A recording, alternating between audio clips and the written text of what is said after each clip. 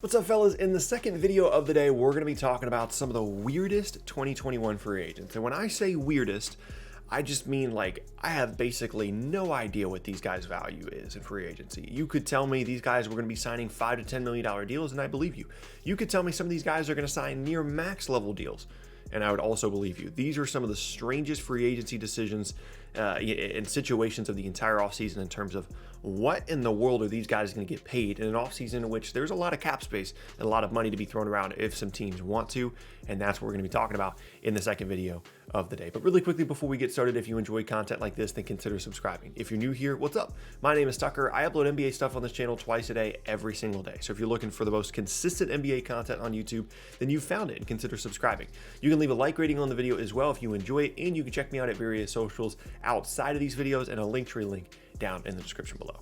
With those things said, let's go ahead and talk about some of the weirdest 2021 free agents. I have this split up into 5 different sections. The last section actually includes multiple players, but we'll begin here at number 1, and a guy that I have quite literally no idea what the value is this offseason, and it's DeMar DeRozan. DeMar DeRozan has had a very, very interesting career, right? Lottery pick, turns into a really nice player in Toronto, has playoff struggles, but ends up being moved in the Kawhi Leonard trade along with some other assets. And in his time in San Antonio has continued to be a really, really good player and has improved different aspects of his game, you know, as a bit more of a facilitator, as a bit more of a, you know, an on-ball pick and roll guy than he'd been in the past.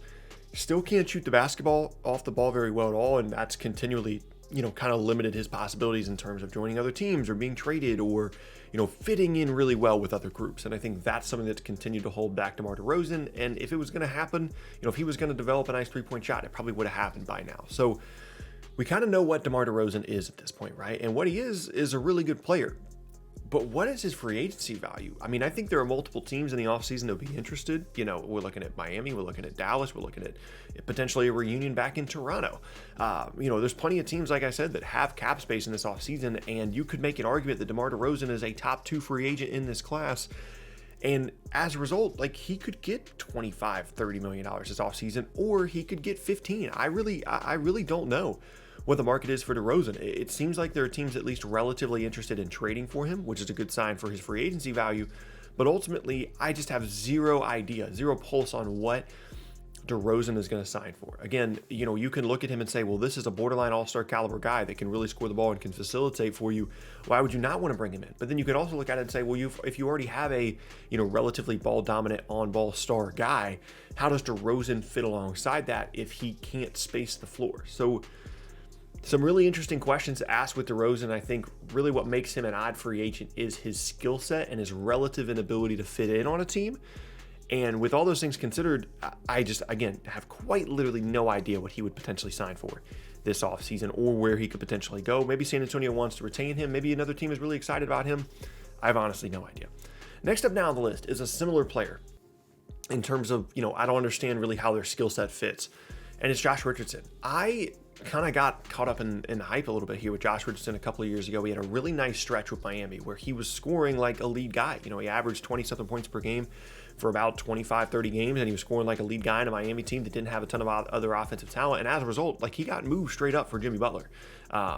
When Jimmy Butler came to Miami, all they did was trade Josh Richardson, and Jimmy Butler was probably going to leave Philadelphia regardless, so it wasn't, you know, a straight up trade. But Josh Richardson was seen as a significant asset and was a weird fit in Philly, and I think is a fine fit in Dallas, but isn't a crazy high-level 3-and-D guy. You know, the shot making just isn't quite there. Defensively, he's fine.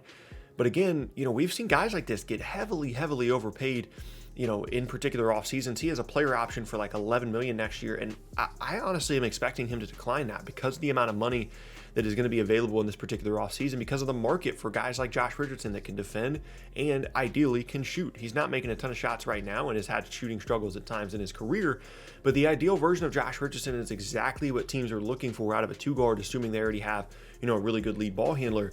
And with that in consideration, like, if you want to tell me Josh Richardson's getting 4 years, $80 million this offseason, I would believe you. If you want to tell me that, you know, people don't think he's going to be able to shoot and he's just going to get another $10 million deal, I would believe that as well. But again, another just really odd guy that I think the ideal version of him has a ton of value, but it just depends on kind of the value that other teams place on him this offseason. Next up now, Mike Conley. Can anybody tell me what Mike Conley's his free agency value is? He's a guy that, eventually made it into the All-Star team this year because of some injury substitution stuff.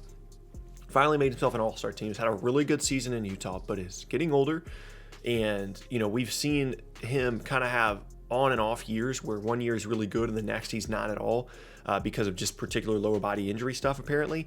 And again, considering the age and some of the injury stuff, are you comfortable paying Mike Conley like $20 a year? I think somebody is. But what if the entire league gets scared off, or this point guard, position is so saturated that he goes to a team that, doesn't necessarily need everything that he does, but he's seen more of as a luxury, and so he signs like a $10 to $15 million deal, or maybe Utah is just over the moon excited about what Mike Conley did for them this year, and they bring him back on like 25 a year for 2 years or for 3 years. I don't know. I don't know what the length is going to be. I don't know what the value is going to be. But I do think that Mike Conley is still a really good NBA player. And if you're a team that needs someone to kind of steady things at the point guard position, I wouldn't be surprised to see Mike Conley be involved. I mean, I'm thinking about, for DeRozan and Conley specifically, the Knicks come to mind, not necessarily because it would be an intelligent decision, but because they have the money and because those guys, provide name recognition to the franchise. And again, that steadying point guard presence, potentially Mike Conley in New York would be really, really interesting. But ultimately, no clue what his value is. Fourth up now on the list is a guy that's always been in my head kind of a high potential guy, but I think we kind of know what he is now, and it's Kelly Oubre. Kelly Oubre is a fine NBA player. I think he's making like 15 this year. As long as he's shooting the basketball well, he can do some good things for you. Can probably average around 17 a game, can attack the rim, can make some shots off the ball, provides length and athleticism, energy, and activity. Pretty solid defender. But again, like, how much do you play into this whole, Kelly Oubre is still young narrative? Because he is, he came in the league at like 19 years old. He's like 25, 26, I think. And you could talk yourself into $20 million a year for Kelly Oubre. I honestly think that you could do that. And I don't know if Golden State will do that. I don't know if Kelly Oubre will even be on the roster by the end of the year, as we talked about the Oladipo trade video earlier connected to Golden State. But this one is kind of like the Richardson one, where it's like these guys are still like relatively young. Maybe you could talk yourself into them still, having some room to grow and some improvement. And we've seen deals like that most recently in this offseason where the Pistons brought in Jeremy Grant. A lot of people thought it was a bad idea. He felt like he had room to grow offensively, and this year he's showing that. And yeah, granted, it's not on a very good team, but from a numbers perspective, he's lived up to the 3-year, $60 million deal that he signed. Maybe Kelly Oubre is going to be another one of those guys this upcoming offseason. And last up, this is like the final category that I mentioned here, and it's the restricted guys. There's 4 names specifically that come to mind. There's more that are interesting, but here's the 4 that I'm really intrigued by in restricted free agency. Jared Allen, who I think is a really, really good player in Cleveland and a player that Cleveland is going to be very motivated to retain. Lauri Markkanen, who's a really talented offensive player, but maybe the Bulls get priced out here. John Collins, of course, already turned down a $90 million extension from Atlanta, could potentially be moved before the deadline. And Lonzo Ball, who's playing really, really well lately, or at least was prior to the All-Star break. No idea. Like, you could honestly tell me John Collins signs a max extension. I could believe you. You could tell me that Jared Allen signs for 20 a year. I'd believe you. You can tell me Lonzo signs for 20 a year. I'd believe you. Restricted free agency is so bizarre because, again, there's a lot of cap space out there. And if another team just loves Jared Allen, they could throw a gigantic offer at him and Cleveland would feel inclined to match it. We've seen Otto Porter, Tyler Johnson, Alan Crabb, guys like that sign huge restricted free agency contracts when, their value didn't necessarily show that, but other teams a lot of times just try and, screw other teams up by having them have to, sign these guys if they want to keep them to these big deals, or teams really see that much value in them. I remember people thinking that the Zach LaVine contract was an overpay when Sacramento gave him the offer sheet. The Bulls ended up matching it, and now he's on a bargain deal. And that could absolutely be the case with Collins, Lonzo, Markkanen, or Allen. I think the guy that's going to get paid the most is going to be John Collins. The other 3, no idea. Honestly, could not tell you. And I think what Collins gets paid kind of depends on where he ends up. If he's still in Atlanta, I think Atlanta's probably going to match any offer for him. If he ends up somewhere else, via trade, they're probably just going to max him, honestly. Like, I think that's where we're at with John Collins. So, I don't know, man. Restricted free agency is always really, really strange, but this particular offseason has a lot of players that I think have shown a ton of potential with Lonzo, Markkanen, and Allen, but haven't quite proven that they're like, future all-stars or anything. So in this weird middle ground where like they're young, so they're probably going to get a ton of money, but do they deserve it? You don't really know. Let me know down in the comment section below if there are any other free agents that you guys think I missed out on here that are really, really interesting and just odd.